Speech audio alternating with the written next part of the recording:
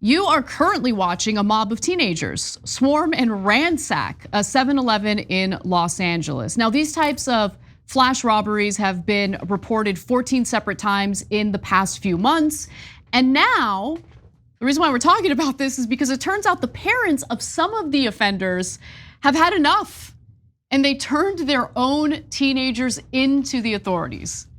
All right, so let's back up a little bit, give you a little more context. So from July 12th to September 20th, from July 12th to September 20th, kids on bicycles basically swarmed 7-Eleven stores across multiple LA neighborhoods in groups of 20 to 40. And when this happens, I mean, there's really nothing you can do, right? Like, it's gonna take forever for the cops to show up.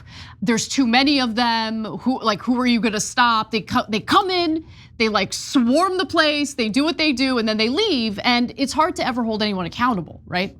But the LAPD kind of decided to try something different. They put out video and images of the teenagers and asked the public for help in identifying the individuals because it just kept happening over and over again. And they wanted it to stop. And so the teens, by the way, didn't steal cash, but rather they decided to grab armfuls of items off the shelves. Luckily, no one has been injured, but some of the thieves allegedly smashed windows and threw objects at store employees. And in several incidents, witnesses were physically pushed by suspects, and that's according to the LAPD. If you review the video, you'll see some of that as well. Now, the stores also reportedly suffered a lot of damages, $30,000 in damages on average.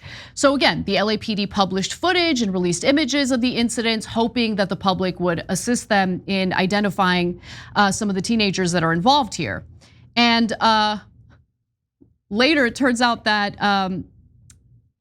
the first of 3 parents turned in their child to the police. On September 26th, a mother took her 14-year-old son to the Northeast Police Station. Another mother took her 15-year-old son to the Southwest Station on September 27th, and another 15-year-old was brought into the 77th Street Police Station by his mother on September 29th. All 3 teenagers were booked for robbery. Now, the teens were released back into their parents' custody, and since they're minors, their records will be sealed when they reach adulthood. And few more details. Local residents like Tiffany Brown are praising their parents for taking action and doing the moral thing here. They did the right thing because if you don't stop them young, they can go pretty far with it. Another community member by the name of Erica said the same, arguing that parents totally did the right thing by turning their kids in. You've got to teach them young, and that's right. Teach them young about what's right and what's wrong. Yeah, I'm gonna say something a little random to start with and then get to the heart of the story. I can nearly guarantee you that the parents are poor or middle class. And not because, hey, they're doing a robbery. No, like a lot of these are for fun, right? They're up in San Francisco, they drove up to do a robbery like this at a mall, at a high-end mall in like Mercedes and BMWs, right? The reason why I say they're poor or middle class is because rich parents are gonna be like, oh, then it might affect which school they get into. It could affect their career. Oh, no way. We gotta protect our little Johnny. It's not little Johnny's fault, it's somebody else's fault. And I'm being a little unfair to rich folks, and I know there's good, decent, moral people, obviously, right? But affluenza. But there is a little affluenza, right? Yeah. And so, whereas, anyway, you get it, and that's just my theory. Okay, now let's get back to the facts. So look, guys, we've been telling you about lawlessness in some of the bigger cities, and I know some people on, let's call them leftists, radical left, whatever you want to call them, get super upset at us, and they say there is no crime. We're imagining it. But that video we showed you was probably AI, it was deep fake or something, right? They just say there's never any crime, there's never any issues, or you're over exaggerating, etc. But why do you think this has happened multiple times? Because the word has gotten out, and it's gotten out because California did couple of different things. And now some of it applies in this case and some of it doesn't. Some of it is new and some of it's from the old days. So for example, they classified some felonies as misdemeanors. Well, that's lower consequences. The under $1,000 thing you hear all the time, it's not legal to steal under $1,000. It never has been, it isn't in California, it isn't anywhere. But they reduced the penalties so much that it became something. It's no longer a deterrent. The law is no longer a deterrent. Yeah, that it became no deterrent at all, especially when you combine it with no cash bail, because you could do it over and over again. And since it was such a lower charge, they just walk right out and go right back to the same store, take more. Yeah. And this started getting so viral that now random kids who weren't going to necessarily steal at all, right, think it's fun, and they're like, oh, there's no consequences. So they're just going and robbing things like this. And of course, this has been around forever, but juvenile law, of course, has less punishment. So that's why, in this case, it's 7-Eleven is terrible, but there's worse instances. Like, for example, in Washington, there's gangs of kids who go do carjackings, and people get shot in those carjackings. And part of the reason that sometimes gangs use kids is if they're under 18, they'll get a less severe penalty. So then it gives an incentive for criminal enterprises to find young people to use in crimes. So it doesn't mean that we should punish juveniles the same as adults in every case, of course not.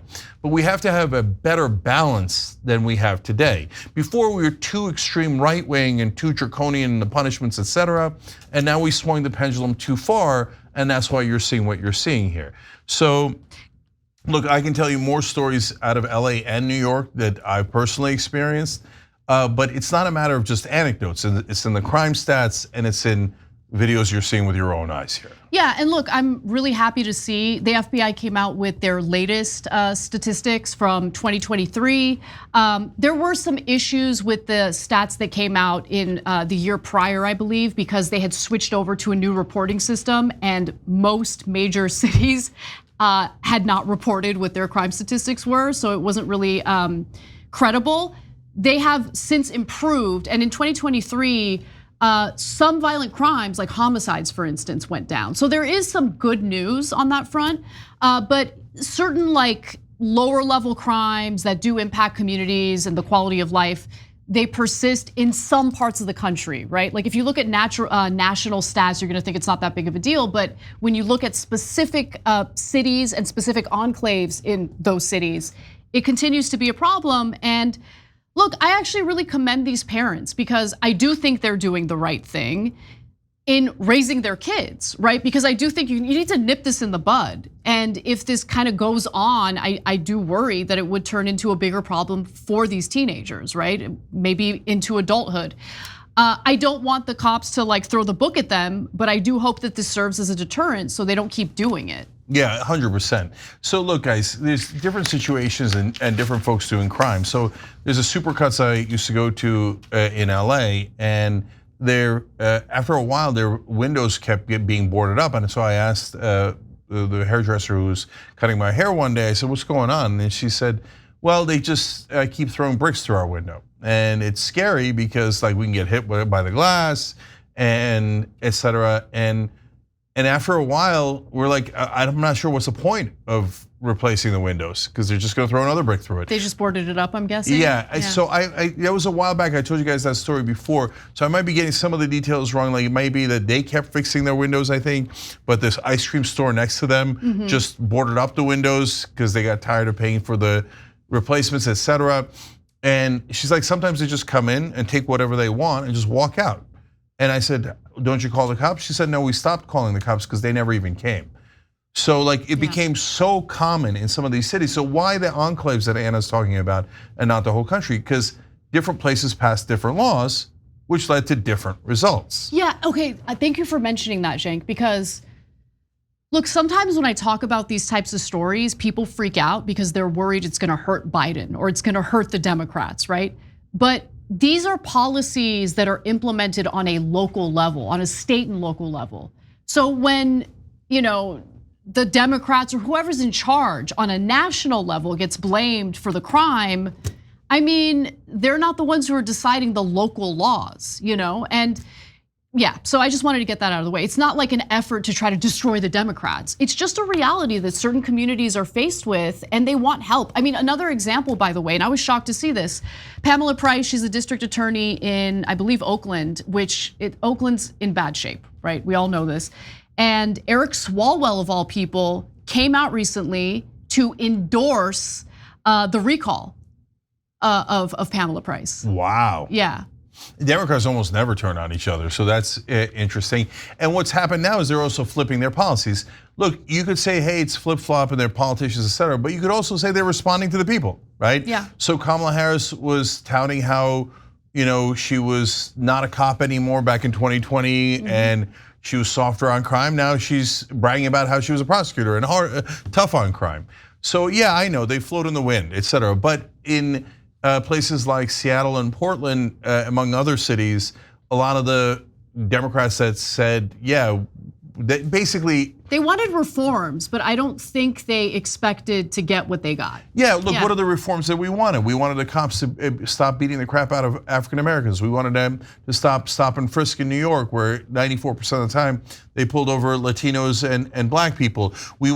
So these things, and a lot of it was about training of the police and how, hey, stop shooting the citizens, stop beating up the citizens, et cetera. Things that almost all of us agree on, right? But instead of doing that, in some places like California, they're like, all right, let's take a whole bunch of dangerous felonies and turn them into misdemeanors. We're like, wait, literally no one asked for that. Right. So I don't know what the hell's going on here. But anyway, those guys that did that got voted out in Portland, Seattle, and other places, and they didn't get voted out by Republicans. They got voted out by progressive Democrats. Those cities are their voters are very progressive. And like I think it was in Portland where they locked the cops in a building. I forget if it was Portland or Seattle. It was Seattle, right? And I did not know about this. I came across this story recently. So during the 2020 protests and unfortunately riots, there were riots that happened as well. In Seattle, there was a group of rioters who tried to cement the door to the police station shut, and then they started lighting it on fire with cops inside. So that's crazy. We were against the violence. If you're doing violence against the cops, how does that make sense? That means you're like, oh, I don't want you to do violence, I want me to do the violence. No, we don't want the violence at all. Exactly. Right? We don't want the criminality by the criminals or the cops, right? So this should be fairly easy. And look, the overwhelming majority of citizens agree. Overwhelming majority, right? And but if you don't get it under control, and in this case, I love the parents regulating on their own, but overall, we have to pass the right laws because the incentives and disincentives is what human beings respond to. True. It's just logic. Last thing on it is, in New York and LA, at least the stories that I heard in the anecdotes and some stories in the news, vigilantism began. Oh, that's true. Right. There have been instances of that. Yeah, so because when the police never come or they never do anything, and the police say it's there because they're frustrated by the prosecutors say the police aren't doing their job, but at the end of the day, there was lawlessness, right? So people started taking the law into their own hands. And this is a story I heard in New York where a criminal goes into a restaurant, keeps taking stuff, and finally the restaurant owner starts beating him up. And then the homeless guy says, the criminal guy in that case says, oh, I'm gonna call the cops. He said, go ahead, they're not gonna come. Oh my God, I remember that story. I remember it, yeah. And so, anyway. And that's a bad state of affairs. That is a bad state of affairs. Right, yeah. Really bad. We don't want it to devolve to that. We don't want to devolve to kids who would have never committed crime going, oh, I guess there's no consequences now, and bum rushing. I mean, what are they gonna get in trouble for taking Doritos and Coke? I mean, this is not a serious crime, but it makes people feel unsafe and really insecure, and it hurts the kids as well. Yeah, it's dumb. So hopefully it stops, and again, I commend those parents. Thanks for watching The Young Turks, really appreciate it. Another way to show support is through YouTube memberships. You'll get to interact with us more. There's live chat emojis, badges. You've got emojis of me, Anna, John, JR, so those are super fun. But you also get playback of our exclusive member-only shows and specials right after they air. So all of that, all you gotta do is click that join button right underneath the video. Thank you.